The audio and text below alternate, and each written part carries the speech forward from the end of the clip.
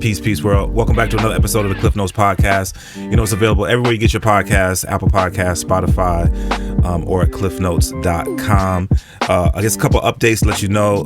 Be sure to tap in on DJ Klyph at Bands in Town so you can stay updated on all the events that I have going on, the radio show, live events with no requests, other podcast recordings that we'll be doing. Got some stuff coming up, planning possibly later this year to do another Klyph Notes live event, so you definitely want to be on the lookout for that. And yeah, man, just stay tapped in every fourth Sunday. No requests, live at the White Eagle Saloon. Really dope to be here today. We're back in the XRAY FM production suite to have this conversation with a cat. We've been talking about trying to do this for a while, man. So let me just say how much I appreciate you taking the time, pulling up, man. We got Kan Jones live on the Klyph Notes podcast. How you feeling? I'm feeling great, bro. I was looking forward to this. Like, that's what's up. Legit pumped to get in here and talk with you. Yeah. So it's interesting, man.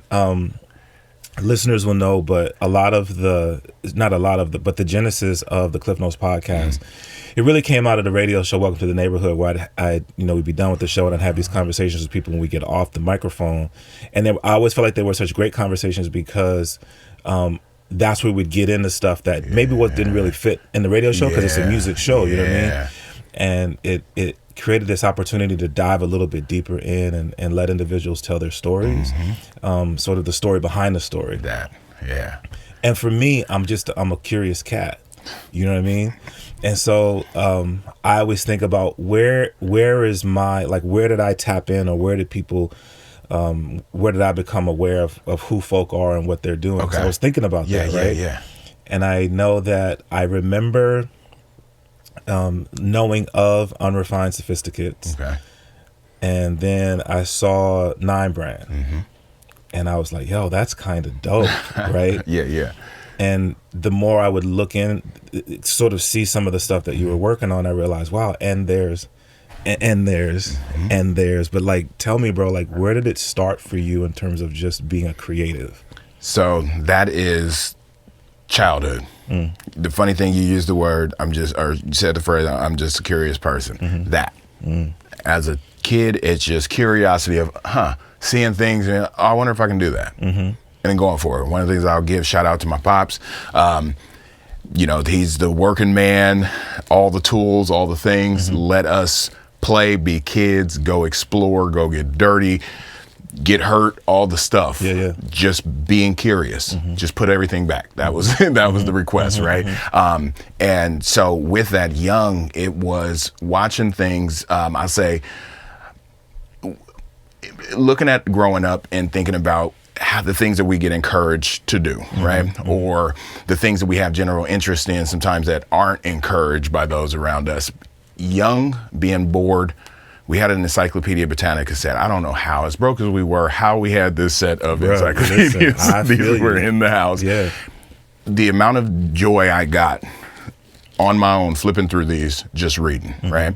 And then going into figuring out little science projects, little stuff just at the house of figuring things out. And so I think that just general curiosity of how stuff works, and then starting to trend towards creating. There's something about having an idea in your mind and then making it happen and people gravitating towards it. Like, that's a feeling.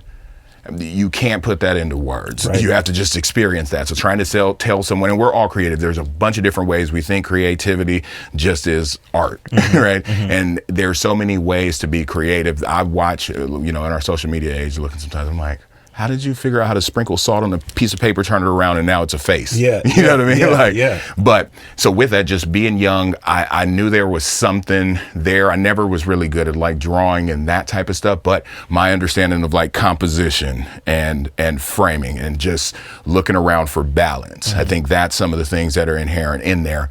And as we were talking a little bit off mic, it was just trying things and having interest and getting good. And I won't put on myself, I know we're in the age of everybody's ADHD and all that stuff. I just have a lot of interest in things, right? Like, I encapsulated it into that. And with that, when I do put my energy towards something, without trying to sound cocky or anything, it typically comes out good. Not to say I don't fail a million times, right? But I'm also the person that will see it through. Like, I'm going to figure this out, even if I'm not going to do anything with the end result. I just want to know that I can do it. that if nothing else, it helps me in terms of if you and I are having a conversation about something in the music space, or we're having something in the producing space, I have some knowledge to be able to have this conversation with you. Or if I need a service or something, you know, I think about that also, where it's like, oh, I know how to screen print. I don't necessarily want to do that, but I know how to do it. So when I'm talking to somebody about screen printing that I'm trying to get a service from, I can speak their language and I'm not getting duped, right? That just has kind of been my approach. I'm also just I'm hands-on, the DIY guy. I'm probably one of the few in my generation that still got a whole garage full of tools. I will jack a car up and change everything within that vehicle and anybody else's. That's just my mode of operation. Now, again, with me saying this, there's a lot of fumbling, through the process, but it's just something that I've been open to, and that's been able to transition into the messaging of the 9 brand, right? And these other ventures that I'm a part of. That curiosity is what keeps it going. There's also this thing that I'll say where me and the homies talk about this often. I lived long enough to be corny, and there was a long period of life where I wasn't allowed to be corny, right? And because of just conditions and lifestyles and stuff, it had to be so serious and locked into things a certain way, and being able to actually channel these thoughts that might not pop up in some of the spaces that I'm typically in when I was typically in when I was younger, allowing that just to flow. It's like, oh, this has been fun the whole time. I just limited myself, but also the encouragements that may have not been there in my area and my immediate circumference of people. That kind of limited, I think, some of my ideas for what could be. And that's where a lot of it was just, it's a little stone throw versus winding up and trying to lob, you know what I mean? So that's part of the path, but it's gotten to here, and the creative process, I think, just in general, is always flowing. Walking over to you right now, when I seen you in the rear view, I was in the middle of sending a voice note because one of my partners hit me about helping him to reimagine a logo. And he's like, I know the way your brain works as far as being able to pull things together. So it's like that is just consistently going, right? Got you. It's interesting. You said something that resonated with me, living long enough to get to be corny. And I was talking to wifey recently about the space that I'm in this season of my life, where I realize that I'm comfortable being me, right? And and we're all wired a little bit different, like you said. Experience and circumstance can impact that. But just really being comfortable and confident in who I am, and understanding that, and some of it is just the way that I'm wired, right? I'm trying to live up to expectation of my peers, of my seniors. I'm just trying to fit in. I'm trying to figure it out. And getting to a place where, like, nah, I'm kind of good with where I am and who I am. And sometimes people kind of look at you like, oh, that's how I'm. Right. And being good with that, it's such a. There's less stress associated with it. And then, like you said, being able to put the energy into that to create consistency and great quality in whatever it is that you're doing. There was a thing that one of my partners had said young, and I'm sorry, maybe when I was like 20 years old, right? And it's like, confidence is built through sponsorship, right? And in the moment, it was like, he's always saying something, right? In the moment. But that stuck because, again, you think about when you're young and you hear parents like, oh, he's shy, she's shy. They start taking that in, right? Versus, you're a strong speaker. Those just differences in words. That's confidence and like instilling the confidence. And this understanding, shout out to Faith, Sister Faith, she had said something to me back in 2018. We had did these woke events. We were doing woke events, woke PDX, and we were just having conversations with groups of people, about 80 to 100 people or so. And she had me host. And I was having this after a couple of sessions. I was just like, not necessarily feeling like the best in terms of hosting, but I was like, people be wanting me back. And I couldn't understand it because I'm like, I listen to other people get up here and orate, and I'm like, duh, you know how to really hold the crowd. I sound like I'm just up here rambling. And she was like, no, it's you. It has nothing to do with this. It's you. It's you being who you are. That's why it works, because they know they might say something left field and then come right back to the point. That's what works. And it was something about her saying that to me that impacted me in this way. In a moment, I think I was in a bit of transition phase in life in general, of trying to figure that part of, man, I'm not as dialed and buttoned up as, you know, some of the people that I see that are doing some of the things I'd like to do. Yeah. That part of that conversation helped me understand, oh no, I can do that, because skill-wise, I can do that thing. But if I also just bring me to it, that now adds the flavor and the twist to make it my own thing, to where I'm not having to hold up the weight of a character. And that, again, she may not know that. This might be the first time I've said that out loud, you know what I'm saying? But it just, that was a thing that stuck with me. And I just make sure that I'm infusing that into everything. And it also hasn't changed. Like, I think about some of my childhood friends, some of my neighborhood friends, some of the people from different lifestyles that I was a part of at one point.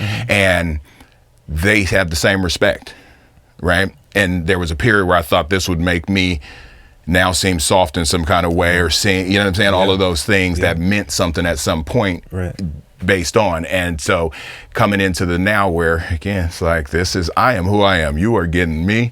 And this translates from, you know, of course, you know the space, read the room, know how to do and move. But in general, you're going to get these bars. Like that's, you know? Yeah. And I think that authenticity is what shines through, right? At the end of the day, when we get into these places, these spaces where we have people's attention. And that's why I think oftentimes the description that, I mean, I can see what you're describing, right? That is maybe what she was trying to express, is when you're there, when you have the attention of the audience, they see you. And just be you. Like that's why you're asked back. Because we like, you know what I mean? It's funny. I was talking to the homie DJ OG1 once about doing gigs, and I was like, man, I'm like radio, all glory to God. Like I got that. Doing live events, I don't know. And people asking me, and OG was like, man, if they're asking for you to do what you do. You know what I mean? I can't be OG1. I can't be DJ Fatboy. I can't be, you know, these other DJs who I look up to. But nobody can do Klyph better than Klyph. So lean into that, right? And wherever people are, whatever walk of life they're in, like, remember that. Like, bring, you know, operate at your higher frequency, but bring the best version of you. And, you know, that's where you excel. It's a little tangent on that same topic, though. It's interesting because in the role for my 9 to 5 and what I do in this corporate space and technology, coming up, I didn't understand titles, right? I just knew you're a manager, an assistant manager. You just work. I didn't understand how in a career there's so many titles that exist, and then when some of these titles sound like you have to be the smartest person in the world. Getting into this space with people that I would from the outside view like they've got to be light years above me in terms of intelligence, the organization, just skills in general, and coming into this role and realizing like, oh no, you just have a title. Not to say they're not great at what they do, but I realize that what I bring is this like full scope of skill sets that aren't just job related, that work for my role. And coming into my position, in which I came into, the person that was doing what I do before me had been there like 27 years. They knew this like the back of their hand. I got hired to teach a software I didn't even know. It's crazy. And had that class up and running within 3 months. But not only that, it was being in these classes and dealing with, again, these professionals, your CFOs, your different accountants, wondering what I translate. These scores, wild, of the feedback of my style, because I'm just talking to y'all. I'm not super technical in terms of trying to give you all the technical terminology for this stuff. Yeah, I'll introduce it as its technical term, but now from here on out, we're calling it this, because that's going to lock into your mind a lot better, because you're just being introduced to this and overload. And that's something that I understand about how I learn. So I typically will teach in the way that I learn. I know it's not a one size fits all. There's tweaks that definitely happen, but in general, it's resonated. And there's, being in this space and seeing how I was, again, limiting myself, because I'm thinking like, I am tattooed from my neck all the way down. I had my dreads still when I started, all the things that I thought were working against me. And once getting into the space and having the opportunity and excelling in that space, being Kan. Yeah. That is the confidence boost that, if I've never had one, that was it. I've had plenty of them, but that was one of those. And again, it's going back to just that idea of being comfortable in who I am. You're getting this. If I fumble, I fumble. I accept it, right? I'm not putting it on nobody else. So I'm going to take these wins and take these losses in the process. But it definitely is something to be in the now and just comfortable with what you see is what you get. Not that I'm closed off to new information and growing more, but overall, this is me. Yeah. If it's for me, it is. If it ain't, it ain't. No, I mean, and I love that, man, because I think that having that extra piece, right, where I feel really good about where I'm at and how I'm moving, but like you said, still being open to one of my bosses in my 9-to-5 used to use the term lifelong learning, and I so believe in that, right? I think once you settle and feel like you got it figured out, and regardless of what you're talking about, right? I think that's when you start. As you get stuck, first of all, and that's when you get in trouble. Yeah, I talked to my dad about this recently, and I was telling him that my generation, me, my little cousin, we should have been siblings. Shout out Courtney. I'm like, we got to be the most immature but mature group of 40-year-olds that have existed. I was like, I seen you at 40 and my uncles and aunts, and y'all were like grown, like in a different, like y'all had given up on the parts of life that bring enjoyment. And I get it. You're a parent. It's hard being a parent and all those things. I'm a parent myself. I get it. But it was like y'all just hit this space and then just cruised along there. Yeah. You cruise with what you knew. Yeah. And it's like, I couldn't imagine not still trying to learn stuff, still being open to adding skill sets or being in spaces that I know nothing about just to see what's going on. Yeah. You know what I mean? Yeah. And of course that's not applicable to that whole generation, but that is a big difference where it's like, y'all were good at some point of just cruising along at that. And I can't wrap my mind around that. And I think that has made, for even me and my children, there's a certain connection that we have that is a little bit different than me and my pops, which, he's my hero to this day. Yeah. But he was just a serious man and, he was taken real serious. I'm just too open to stuff to not, for one, take myself that serious. We are here. So therefore I'm able to interact with them children a completely different way than, he was able to interact with me, because also I'm open to their stuff. Y'all music, I don't call it trash. Yeah. It may not be something I want to listen to, right? But there's actually some bops in the mix in there, right? Yeah. And it's little things like that just, again, that openness. And you do find like people in that generation that definitely were open, and you can just see the kind of youthfulness that stays. And I think that's something about aging, is letting go of being open. Yeah. Yeah. Yeah. Yeah.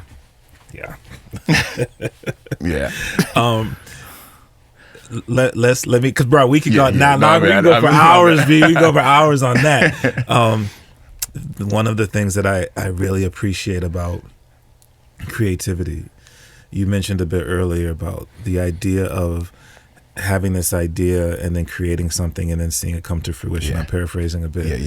I agree that experience is hard to put it into words, and it is also very motivating, and encouraging, because like you said, I thought about doing this, I did it, it's successful, and success obviously has a lot of different meanings, right? And with that comes, okay, how can I do it better? How can I tweak? What works? How does that spark another creative process for me? When I first saw the 9 brand, Okay. one of the things that jumped out at me was just the visual of it. That, I guess, first the question of 9 brand and that first visual that you came up with, like, where does that come from? What does that mean to you? Now, I know some of this is actually, if people look at the designs, the answer is in the design, some of the stuff you did, but like from a creative process. So the funny thing is, the first design was called Visionary, and it was a ski mask with an X over the mouth, and had Visionary, all caps, written across like the eye holes. And the whole point of that is exactly what I'm talking about. At times, me trying to explain what is going on in here, I don't have the words for it. Like, I have to just show you. Okay. And so that representation of, I can't tell you this, I have the vision, I'm just gonna have to show you. Okay. That even tied into like my storyboarding, trying to storyboard out a video or something for, when I did that in life. Just know this shot's gonna work. I don't know how to put it on. I know what I'm seeing. I see the end result. So that was the first drop, and the whole, idea of the 9 brand is slogan, do it to the 9s, which is taking what you have in life, what you want out of life, and putting your all into it. Like people talk about dress to the 9s, do that same thing for yourself. And this idea that we're all our own brand, and if our brand is successful or not is on us, right? And so it's a mentality thing, and that idea that you have to almost be obsessive in moments about the things that you want. And this idea that everybody is going to understand that or see what it is you're trying to create. No, if somebody hasn't seen it before, it's hard for us to conceptualize things we've never seen or experienced. That's just not a thing, right? We can sit here right now and talk about a wheel because we've seen wheels. But if there wasn't a wheel in existence, somebody was trying to tell you about a wheel. So trying to articulate that can be hard, and that's where this kind of like stems from. And the people, I think, in my life that have known me through periods have seen, no matter what genre I was in, it was this energy of, I'm gonna get this figured out. And I'm trying to paint this picture with my words, and I don't feel like I'm doing it justice. And then when that thing is revealed, then it's like, oh. So having that experience enough times, kind of pulled together. And also just like another side note, as far as like the creation with the whole 9 brand, it really is being, if on paper, none of this here should have happened. And I know that's a lot of our stories, but on paper, I should not be doing what I'm doing as a career. I should not be sitting in the seats that I'm sitting in at these tables if it were just looking at paper. I'm here because I'm supposed to be, right? But that is one of those things that I've managed to do in my adult life, is counteract every statistic I made myself as a youth, right? All the way up to deciding, okay, I'm gonna go back to college, and by back, go to college, go back to school. And part of that was because I robbed my pops of the ability to watch me walk across a high school stage for graduation because of my nonsense. So double backed, did my college run, shout out PSU, and walked across that stage with honors, right? And did that as a full-time parent, full-time job, and all the other stuff. Made my kids sit there, happened to be on Father's Day. It was like, so y'all can't tell me that what you would like to do, you can't do, right? And that's my bigger thing, is there's excuses that exist in life that nobody cares about. Either you're gonna do it or not. Be honest with yourself and just say, I didn't feel like doing it. That's a lot better than telling me 8 reasons why you couldn't. Wow. So that's just part of my mentality in general. And don't get me wrong, I've dropped the ball many times in my life in the now even. But my attempt and what I go and put my energy towards, it's there. And so understanding what can come from when looking in the mirror and looking at the story, it didn't seem like it should go this way. That is based on the behind the scenes. So we talk about hustle, we talk about all this stuff. It's boring. Being successful or good at a thing that you do is boring. It's the time behind the scenes doing that thing over,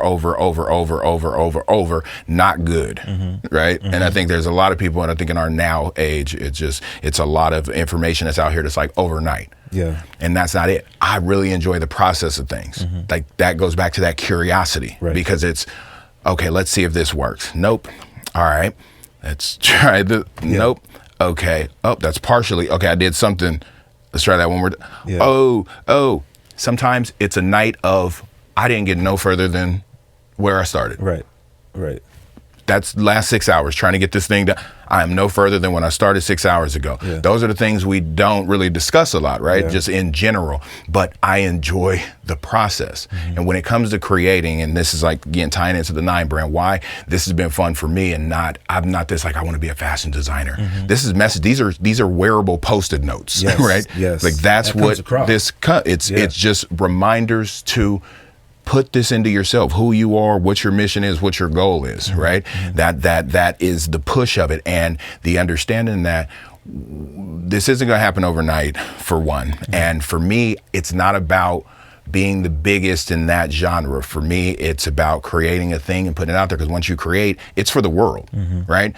When artists, I think about artists specifically, like in music, creating, and then, oh, y'all ain't playing this, or y'all ain't.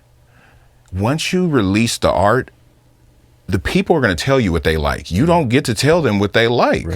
Right. So once I make something, I was enjoying the process. Once I've turned it over to here, you guys can have this. I don't have any attachment to what the outcome. Don't get me wrong. It feels great when something hits, and sometimes it's like, damn, I thought that would have moved. And it don't. But the people are going to tell you what they enjoy. And if it's about pleasing the people, then you're going to keep doing what they do. But if you're doing this for you, keep doing what you do. And it's going to resonate with the people that it's supposed to resonate with. That's one of the things that I think it takes a stress off me, because again, it is the process. And then when I'm done, sometimes it's like, that was great. I don't really even care about that. That was done like that. You know what I mean? It just is the process and what I've gotten out of that. We talk newer into like flow state, and creating or generating ideas. That's some of the few times where time just moves for me, right? And that's where, again, the 9 brand, a lot of this is taken from conversations. I preach journaling in general, right? Preach journaling, especially to men, and I want to make sure so any men out there listening, it's not like Dear Diary. Today the way that I journal is you and I have a conversation, or I'm walking down the street, read a sign, something like, why does that stand out to me? Let me go and extrapolate why I had some type of an emotional pull towards or away from whatever that thing was, and then break that down to my own words. And a lot of times I find certain inspiration from that, that then gets tied in to some of the pieces that I make. So that was a long-winded way of breaking down that creative. No, but that's dope though, bro. And it's funny you bring up journaling, because as a part of my personal journey, I found that there's power in journaling, and a lot of it comes from being able, like, it's really easy to just work stuff out in your head. Right. And then, you have your community, and your community can be your nuclear family. It can be like the homies. It can be groups that you're a part of. And sometimes you can have conversations with others. But even if you are a very strong-minded individual, you can't have a conversation with someone without being influenced by whatever words they say. And I think that that's great. I think that can be a great thing. But I think it's also very important to be able to process internally. And that's one of the things that I think that journaling drives, is it gives you an opportunity to have a conversation. And science has taught us the power of pen to paper, what that does to the how we process information by writing things down. One of the there's been a theme since we've been talking thus far, though, that I think I want to highlight, and that is sort of the internal intuitiveness of doing things, right? So you've talked about a couple of different things that you've done from, in different areas, and there's something within you that makes you go, let me do this and let me keep working at it and keep working at it and keep working at it. Whereas for some of us, it's harder, right? I will journal for a couple days. Yeah. And I look up and 3 months later, I ain't journal nothing. You know what I mean? But knowing that you can always get back to it, I think is positive. And that's a part, like, that's a great highlight. There's times I go weeks that it just doesn't hit. Yeah. It's more when something actually needs to be worked out, because the way you just broke that down of, I need to get this out by myself, out of my head, and work this down or write this down. Because a lot of times when you read your own thought process, you be like, I'm wilding. Like, this ain't like now that I'm reading this back to myself or coming back to it later, because that's the other part, is coming back to something when you're out of the moment of whatever it was, whether it be a high, a low, a mid. When you come back to it, sometimes you're like, oh yeah, that was, and also it will transport you back to that moment. Right? I will say, for people that are journaling or thinking about it, when you do have some of these moments where you're really standing on something, try arguing against your point to yourself. I found that to be useful in a lot of ways. Even through my college tenure, and did social science, so a lot of these classes, I would do my paper on my opposing point. I would never say what my actual thought was, but I would have to research the opposite of what I thought. And that used to give me like, oh, that kind of, like, I can see the other side in a different way, right? Not to say that made me agree anymore with the other side, but that helped me to get outside of my logic and my approach to things. And sometimes I'll do that even with the journaling, when I'm sitting down and trying to process something that I didn't enjoy, right? And I'm trying to break this down, or a way that I thought somebody was interacting with me that might have threw me off. And I get in here and break that down and start being able to switch that of, if I approach it like this, how would that conversation have went, kind of, you know, given those breakdowns. But it definitely is not a thing that's every single day. It's just being consistent to coming back to it. Because when those moments, and anything else, right, it becomes muscle memory in certain times. And if I love people who are able to time block their day out in a great way. I don't have boundaries with time at times. So that's tricky. When we have an opportunity to utilize the tools of social media to share things that are passionate or important or interesting to us, there are all of these guides and sort of best practices that we see every day. Hey, this is a way to get this and have success with. You have, I'm going to say recently, or I've paid attention to more recently, presented some of those ideas and concepts to us in terms of utilizing the tools that are available to their best abilities, and so that we can have success with those. One is iTechnicallyKan. Which, first off, bro, like, come on, bro, how dope is that? Right? Yes. How dope is that? What is iTechnicallyKan? All right, so iTechnicallyKan is essentially technology for the non-technical, right? This is an idea that started around 2017. Okay.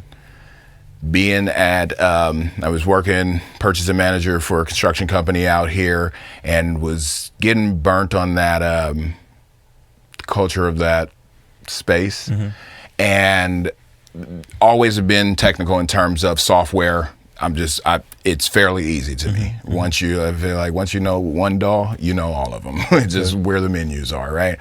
So that being something that I've always trended towards, and what hit it for me was having a friend at one point who was, had went from working in makeup and then had gotten a job scheduling at a technology company, scheduling like flights and hotels, and they had her come in to do a couple of helping. She's great with math, just like high level math mind.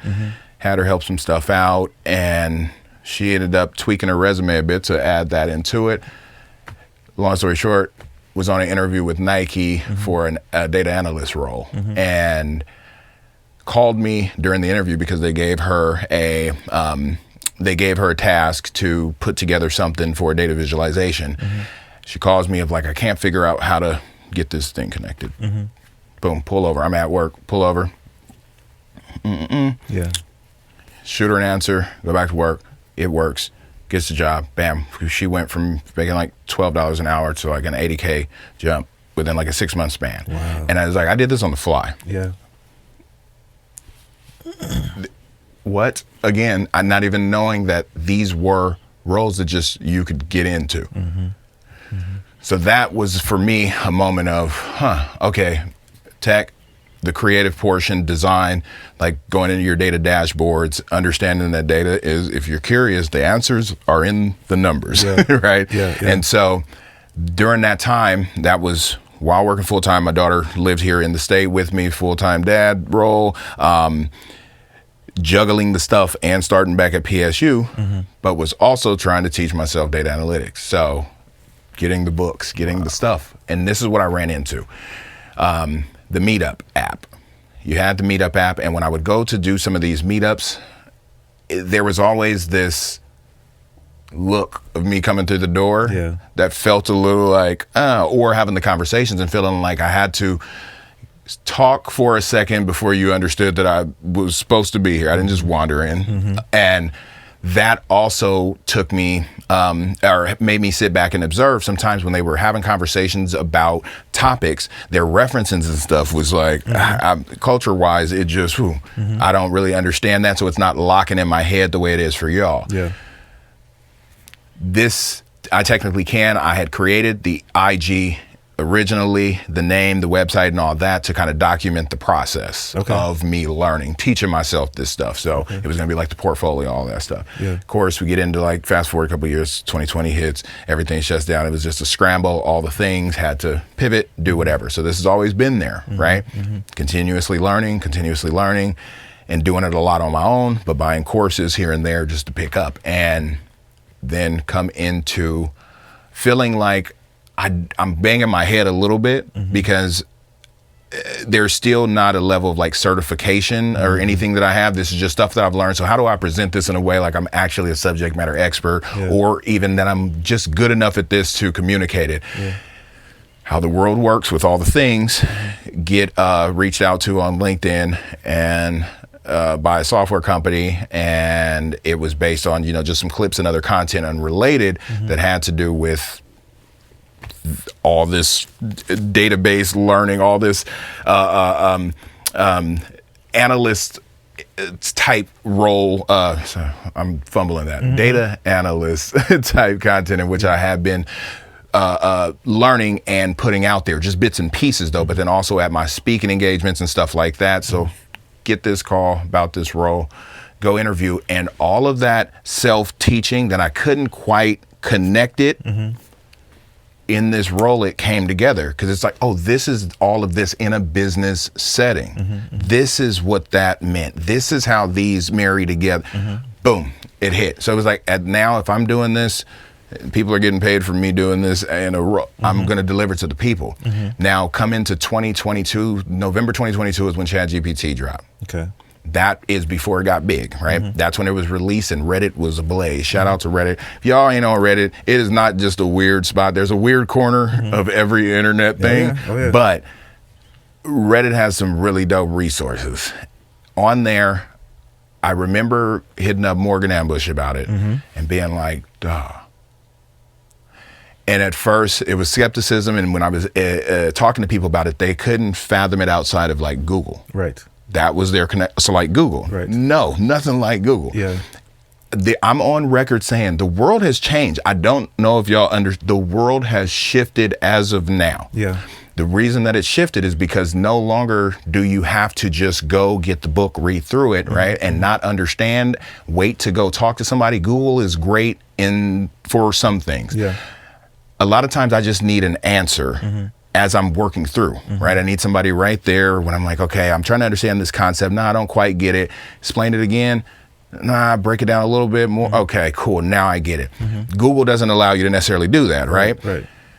these language models have even the playing field, because can you say your thought? You don't even have to have it in a logical sense, because it's trained on understanding thinking patterns, speaking patterns, and so on. So it can make sense out of what you're trying to ask. And because you can go back and forth, we think about how many people don't want to raise their hand in a class to answer the question, right? Right. And then think about the people who raise their hand, and this is being an instructor, I peep this, where I'll answer a question, I can tell in their face they didn't get it, and they're like, okay, but you don't want to say, I don't get it. Right. People don't feel that way in front of their computer screen. Right. In front of their phone. Right. So this has leveled the playing field in terms of being able to understand and gain an understanding. And we're getting back into the space of, if you are able, we think about that, a lot of people talk about college degrees and the people who did their different art degrees and you know, you did something for writing or something. That's where this shines, right? And so what I've found since that 2022, I would go into some of these events and little community gatherings, and they'd be talking about, you know, entrepreneurship and things of that nature. And when ChatGPT would come up, and I'm thinking everybody knew, like, this is, do y'all understand how? It's like, oh, people are not getting introduced to this in the way that I think people are getting introduced to this. And even with that, they're not using it in the ways that's actually beneficial. They're still treating it like Google. So that kind of shifted my whole thing from the data analytics portion into, I'm just going to get y'all comfortable with technology, because this data analytics is a very specific, and I can understand where that's like, oh, no, that's but getting you to understand the tools that are available right now that have leveled this playing field will help streamline a lot of our processes just in day to day. You need to understand how to utilize this, because this is getting embedded in everything. People say AI, that's the catchphrase. AI has been around since forever. Artificial intelligence is you typing a text and the words popping up, change. All of that is AI, right? This version of the LLMs, which is large language models, that's what has changed and revolutionized things. And this being trained on essentially the entire internet plus some, right? This is where we're at a space in life where it used to be you can hear or believe none of what you hear, half of what you see. Now, don't believe nothing. Don't believe not a thing. Nothing. Not a thing. And understanding how fast this technology has progressed. You know, I think of when they first did image generation versus just almost 7-8 months later from that initial point of what it's gotten into, with the ability to swap a face now and it not be able to tell the difference, right? So I just feel that with iTechnicallyKan, the bigger goal is to educate on what is available, what's out there that you can use as a tool. It's easy to become overwhelmed. I try to paint the picture of, you don't go into Home Depot and say, I'm gonna figure out what I need while I'm in here. No, you go in there with the idea that I need a hammer. I need a wrench. You grab that, you might see something else that's like, oh yeah, I actually got to get to this other job later. That might be useful. But if you go in without an idea, that's going to be overwhelming. And there's no point in overwhelming yourself. Find a pain point that you have, a problem that you're trying to solve. Once you know your problem is trying to solve, that helps to narrow down the influx of the AI tools that are out there. And I haven't watched the video. I watched the sort of the intro of it. But you actually break down very specifically how people can do that. Right? How they can go into a project looking for some I'm going to use the word assistance. And if you use this tool, it will make it easier for you to get specifically what you're trying to get at. Yes, that's where trying to get people to understand how to be specific, because that's what Google did, is let us be general. Just how do you. But if you can get specific, this will really get specific on that thing. And that's what I'm trying to arm people with, is the understanding of how to use this at a higher level. It doesn't take necessarily more brain power. It's just a few more steps that's going to save you on the back end of having to re-query and re-ask the same thing over and over. And, you know, that starting in the ChatGPT level, you know, there's other elements that are going to be introduced as kind of going along. But my bigger goal is to make sure that your solopreneurs, entrepreneurs, and also people looking to make career pivots, how to utilize what's out there. So people are hearing this like, okay, this is intriguing, or oh, yo, this is kind of what I was looking for. Like, how did they tap in? How did they find this information? So you can find, I've got the YouTube set up, got the IG set up, iTechnicallyKan, all one word. Can is spelled with a K. That is across all the platforms. Drop the short clips on my Instagram along with TikTok, and then there's full-length, full-form videos on YouTube, usually dropping those weekly, every couple of weeks. And when people tap in with me about specific ideas that they've got, I try to take those and incorporate those into what it is that I'm creating, which that is something that I want more of. So if you're listening and there's something specific that you're trying to learn more about, let me know, because with that helps to generate the content that you all can actually benefit from, right? So I've just been kind of doing the ABC foundational stuff, but definitely would love to be able to introduce some more. That's what's up, bro. Yeah. Okay, so we're going to keep it 100. Yeah. I first heard about Chat GPT. Yeah. And you gotta understand, bro, like my background and just my belief system. I jokingly say this, but I think that there's a little bit, truth to it. And there's a lot of stuff out there I be like looking at sideways, you know what I mean? And so the whole artificial intelligence thing is like, I saw Terminator. Yeah. You feel me? Like that whole mindset. So when that first came up, I was like, nope, not tapping in, right? And then I was talking to a couple of homies, and they were telling me how they had utilized ChatGPT to assist them in some projects. And what they told me that they were able to get from it blew my mind, right? So then I was like, okay, I'm about to join in, jump on the bandwagon. Yeah. And I've used ChatGPT for assisting in content, really for promotion of the stuff that I do, right? The radio shows, the things. So I had this idea of this project that's coming. Okay. And I needed to work some stuff out. Yeah. And I needed to just brainstorm, right? So, all right, ChatGPT, this is what I'm looking to do.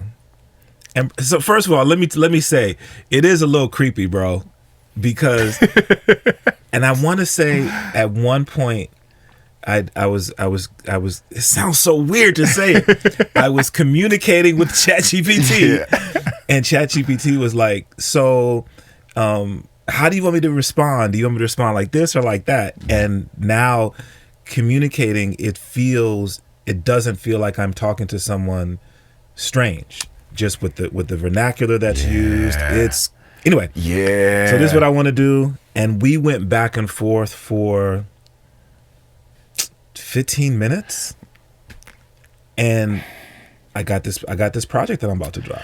You just laid it out.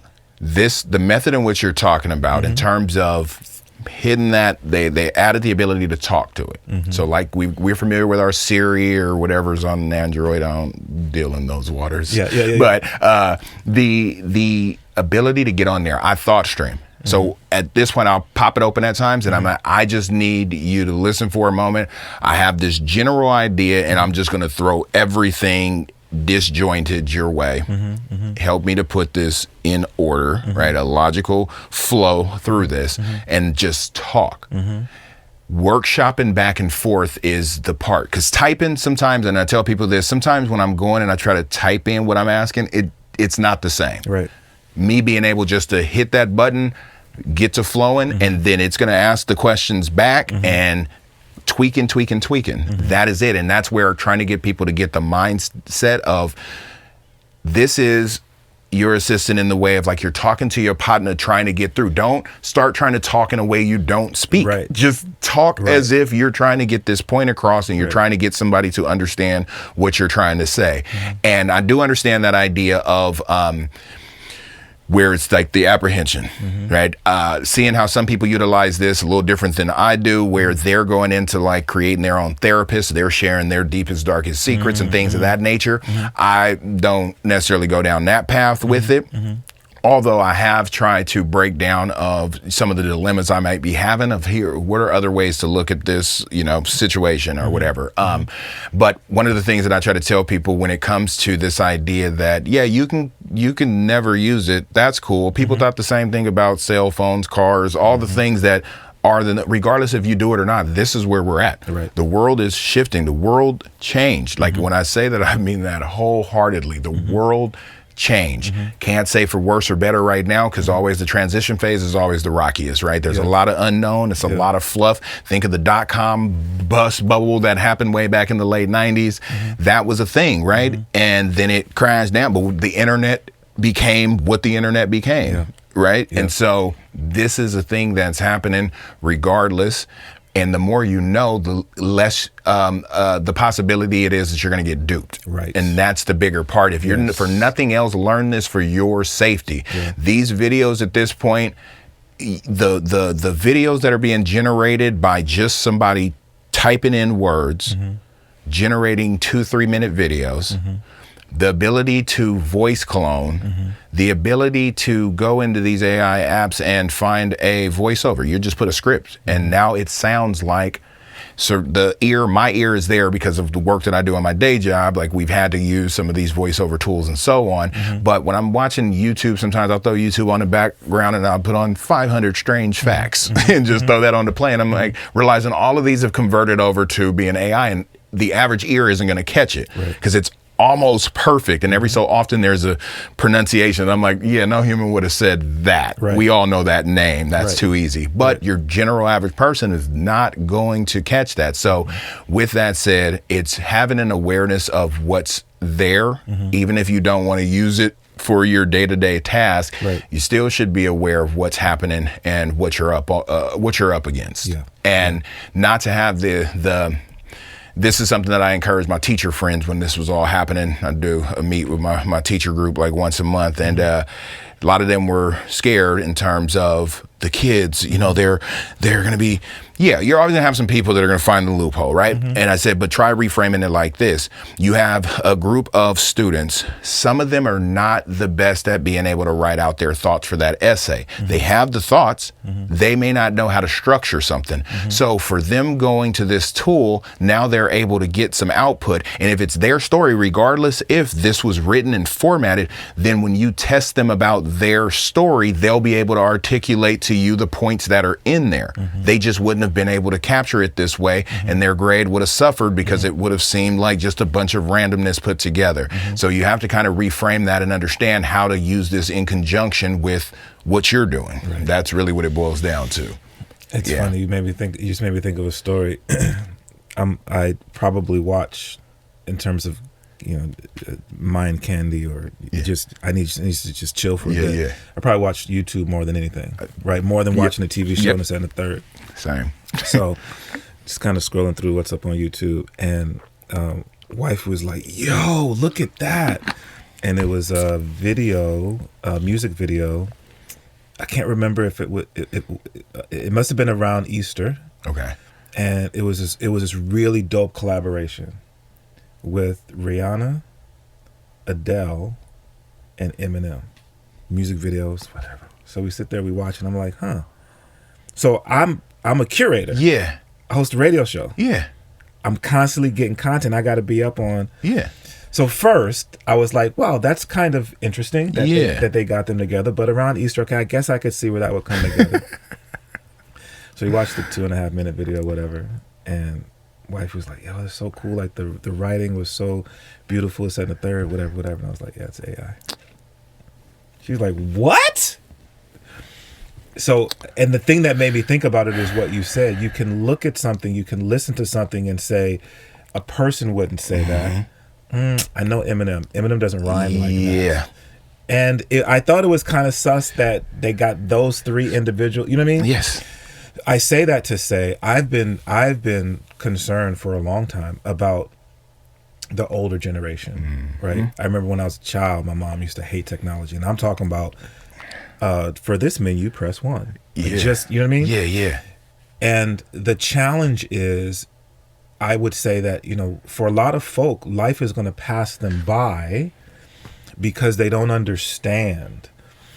I think that this creates a great conversation with not just the youth, but with our peers and with our elders.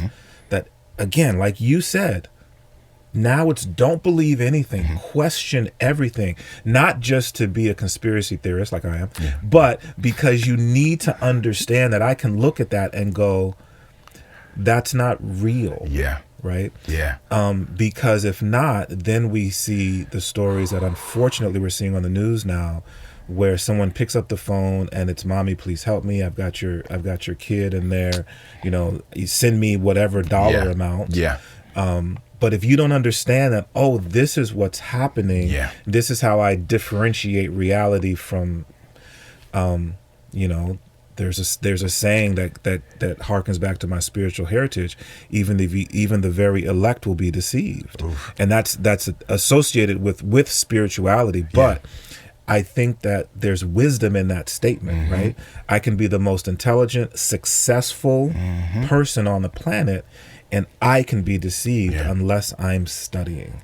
And studying not only your guide to spirituality, whatever that looks like, but also studying what's happening in the world, studying the world is changing, and not being afraid of that, maybe not, if you feel like I shouldn't embrace that, being separate from that, okay, right?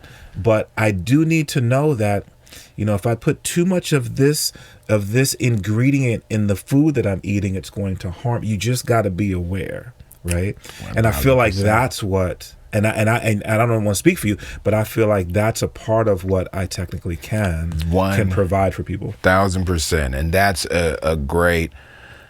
They lead into like that idea of that awareness portion, where it's like it's not big and scary. It's just life now. And bringing that awareness and touching on some of those subjects where there are some methods to finding the end point, because that's a big part too, is how people are introduced. We think technology, that word overwhelms people. That goes back to like this idea of that I had in my head of what these titles meant as far as people and who you had to be. And it's like, nah, there's a level of curiosity that got to exist, but you also have to find the entry point that makes sense. I just did something yesterday of looking up, like trying to figure out, my skin done shifted as an adult and getting in my 40. I'm gonna say that jumping over that 40 fence, where I used to use olive oil. I've used olive oil since I was maybe 19. Whole body, face, everything. Some reason now it's shifted on my face. It's like it makes my face kind of rough. So trying to figure out the alternatives, and some lotions just don't hit, yada yada. I happened to hop on ChatGPT because I was looking at different products, and there was like this wash combo of toner and all this stuff that I'm looking at, and I was like, I don't know what none of this means. Threw this in there, and it gave me the side-by-side based on what I was looking to do with my specific skin, what my goal was. I don't have a bunch of acne. I've never had that, so I'm not looking for things that are going to help with that. It laid this stuff out in a table, side-by-side breakdowns of here's what this does. And so you take that and you think about an entry point. I think about medicine. I've never been a pill taker. Tylenol, aspirin, to me, same thing. Like your ibuprofen, Tylenol, that's all the same. They're just different uses. I should know it. I don't, because I don't take it, right?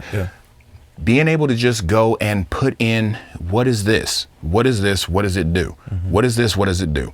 Being able to find those little entry points to get somebody comfortable, because once you're comfortable, then that allows you to loosen up a bit, right? It's no similar than walking in a room where nobody looks like you, and then you happen to see, oh, there's another. That lets usually something go. So it's just having to recognize that thing that's for you in the space. And with iTechnicallyKan, it's consistently trying to introduce ways to get people to walk through that door. I dig it, man. I dig it. I think that it can be a great tool for folk who even just have an interest. Well, I think both, right? People who have an interest in and are looking for, how do I begin? And then as we've discussed, for those who feel like, I don't really like this thing, but okay, if you're going to help me have a better understanding of how do I connect, or how do I know just enough to know what's going on? And that's good. That's good for me. It's got the range. We can take it as far as you want to go, baby. Again, for me, it's a tool that I use for creativity, for helping to support and sort of work through ideas in the creative space. It is interesting how I also, and really a part of what I did early on in my introduction to it was I almost used it as I'm looking for this information, and it's probably easier for you, ChatGPT, to go out there because you're connected. To where I don't have to Google this. Okay, now Google this, and then go down a rabbit hole, and then be like, oh, yo, what's that? Oh, new shoes about to drop, right? No, you're gonna go glean that information. And so for me, that was a part of how I started using it. The opportunity to look at, hey, what else is Kan involved in, and being able to pull all of the different things that you've done in the past. I think about the different platforms that you've used and built and created and been a part of when it comes to this. You know, this having conversations, podcasting. You've done a little bit of that, bro. You know, the path, that's the curious path, right? We keep talking on that. And mine goes back to, I think about my first, it was maybe my second apartment. My kids were still little. And I remember buying printers from Walmart, going in the bathroom because that was where the internet was the strongest for whatever reason. Yeah, that's not strange at all. Not at all. It was in the master bed. So I would sit in there at night, my whole how to. And it was mostly related to mixing songs. How to, trying to understand EQ, trying to understand compression, printing out pages and pages and pages and pages till the ink ran out, and then I go return it. Let's exchange it for another. That was my process way back then, right? So I'm gonna show how all these pieces connect. So doing like versions of audio engineering, then coming into writing songs. I've again journaled since a teenager, dabbled into the poetry space. I think more so have came from the cleverness of writing bars. That was always I'm a stickler to this day. If you got a good little punchline, like, oh with that, transitioning from that into, I remember getting a version of Photoshop, CS2. It's like, I need art for these projects. So here I am. Oh, cool, I'm getting fairly good with this. I moved to Portland unexpectedly, got down here, pulled me away from a lot of the other stuff I was into, mind you, like, you know, still having a life outside of just my at-home behind-the-scenes thing. And when I came to Portland, this made me sit down. I was away from everything I knew, the hustling and stuff that I was doing. It was like I had to pump my brakes without wanting to. And when I got here, didn't know anyone. My mom was here at that time. Jumping on, this is right when Facebook was open to the public now. It was taking off. MySpace was dying. It was like the that middle point. So we looked, trying to find black people. Well, I was out in Beaverton, right? I bought a camera because I know people would let the camera guy in. Sole purpose. That was right when Canon released the T2i. Put them few hundred up. Grab that joint. I was showing it to events. There's people to this day that still be bringing it up. Like, bro, you owe me money, right? You know that, right? But I was showing up like, oh, I'm the cameraman for, and I was just coming in events, taking pictures, and that was allowing me to maneuver around and then just sharing them. That's back in the day we didn't curate so much. It was just throw the whole roll on there. And that was getting me connection with people. But also I'm learning how to use the camera as I'm trying to go and meet people and be in spaces, right? And realized after a moment, oh, videos can work on this too. Cool, capturing video content, which then led into, oh, I can edit. And because of just my ability to frame, my ability to understand, like I am very specific when it comes to putting things together. So therefore, it was like, oh, this is tight. I enjoy this, taking this from just random shots, now throwing this together, and it's a moment to sit still and be absorbed in a moment that was experienced by people. Started doing videos. Then I seen it here at PCC. They had a video certificate course. Boom, we pop over there. So being that I have some of the audio engineering background, I knew how to get the audio in here right, get these levels. That transitioned into doing interview style setups, short documentaries is what I was positioning them as, along with the music video stuff, right? So this was tying in because I understood the music, I understood conversation, getting the edits that then brought my name up. The first thing that a lot of people knew me for here was Activity Media. Okay. And that was me showing up. That was 503 TV. Shout out to them. They was doing a thing when I got here. And that became like quickly, it was one of us that was, typically out here. Yeah. And I think that I, definitely trended into a space with just some of the creative ways in which I was able to, process a song and think of the visual to go with it that stood out a little bit. So did that for a bit and then go into right around 2016, we talk about conversations. Morgan, shout out to my sis. Yeah, man. Her, and at that time, one of my other partners, Maxwell, this has been one of my guys since forever. And just us talking, he has some fringe thoughts where we always joke that he wants to be a white man so bad. But the conversations, and Morgan being such a knowledgeable woman that has a stance and can articulate her stance. Yeah. And also leaves space for nuance in, conversations. So we were talking, and at that time, podcast was not a thing that people were doing. Right. I was like, we should hop on and just have some of these talk. We be talking, having the time of our life. We should hop on here and get going. Again, the audio engineering background, the video, all of these elements, all of this stuff finds itself into the next thing. It's just snowballing forward. So we get going. In 2016, we start the Unrefined Sophisticates, and legitimately we dropped starting the first week of 2017. We started recording because we wanted to have multiple episodes. We were doing 3-hour joints. We started out doing around 3 hours every other week, right? Okay. There wasn't many pods out there in terms of format to really know. So we were just talking till we ran out. Right. Then we started adding some, bit more structure in terms of topics and so on.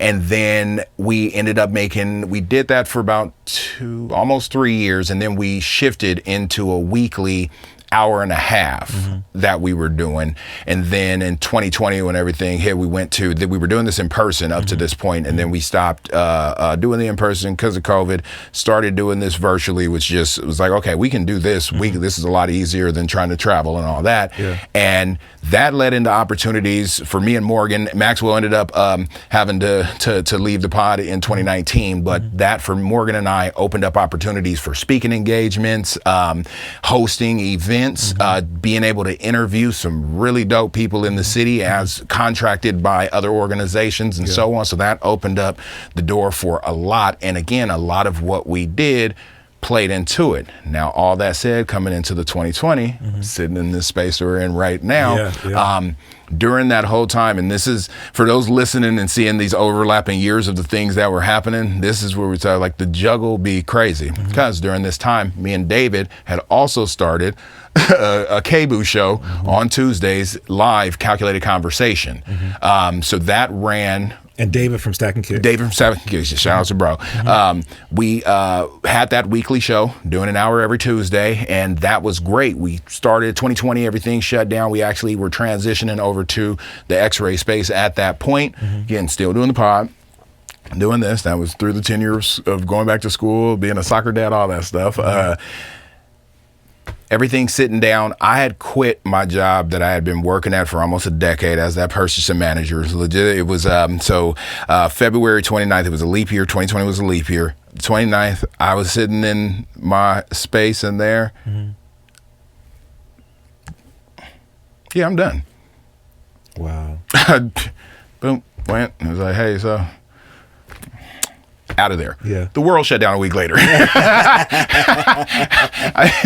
Luckily, I had some, I had some money saved up and stuff, so it wasn't a super, rough at first. It was like, okay, I've got my cushion. It's like I took a trip. I did that. I went trip down to Dago, which is my hometown, and shot down there with my pops for a few days, and then came back in the world, shut down. So it was an interesting point. I don't know how to sit still.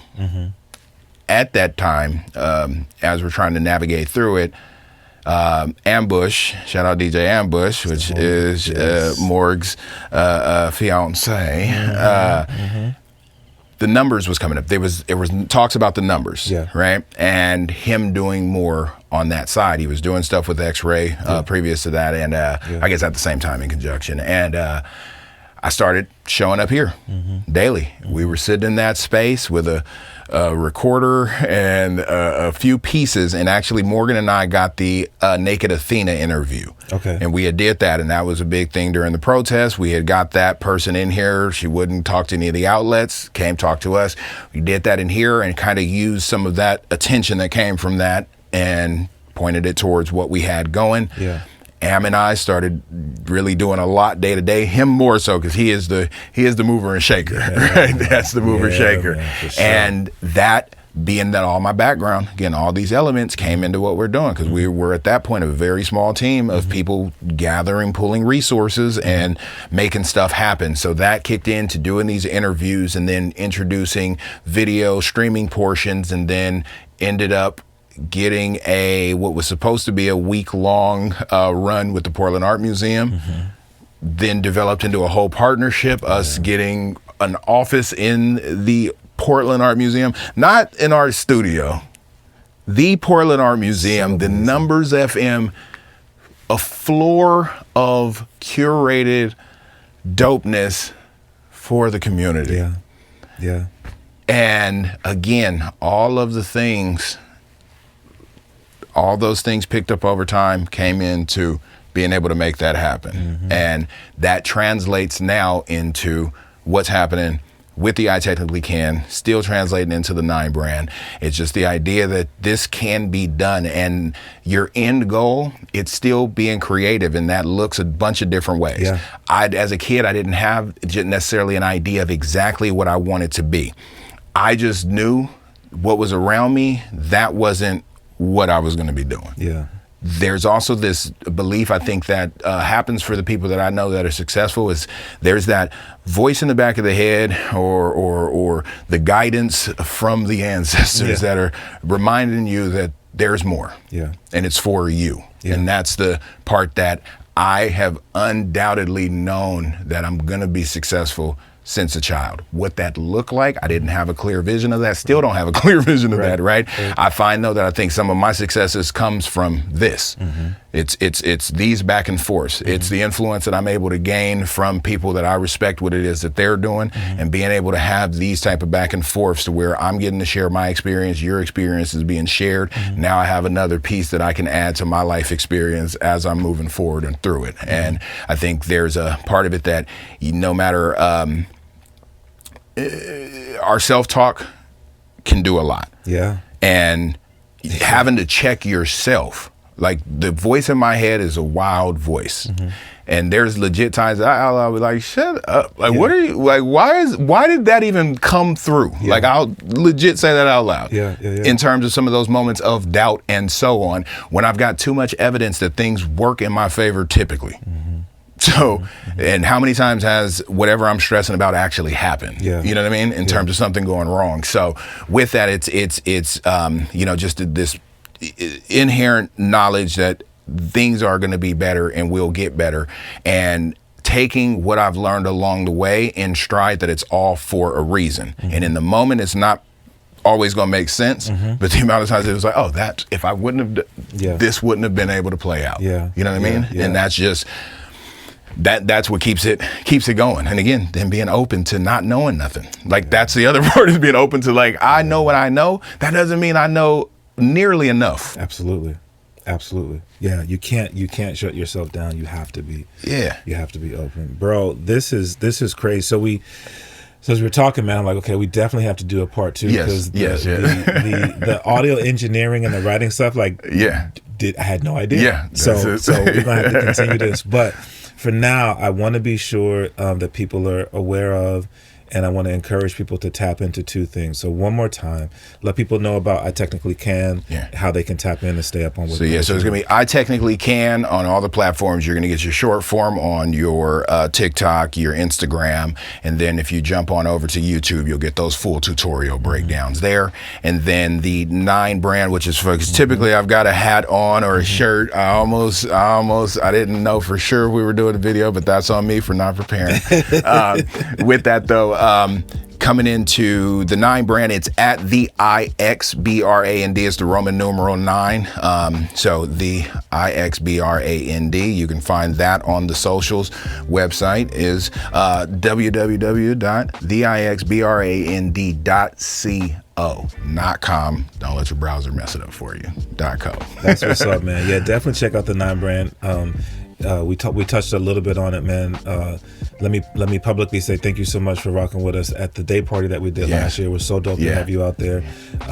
Again, the quality of the work that you do, the designs are all on point. Thank you. I love that there is, the idea that you are your own brand. Yes. There's so much power in that statement and what you continue to put out in terms of building. I mean, there's so much in this world that we have to navigate. And to have a platform and utilize your platform to encourage and build into people, I think is to be celebrated. So thank you for doing that, bro. Thank you for for creating a platform that we can all celebrate.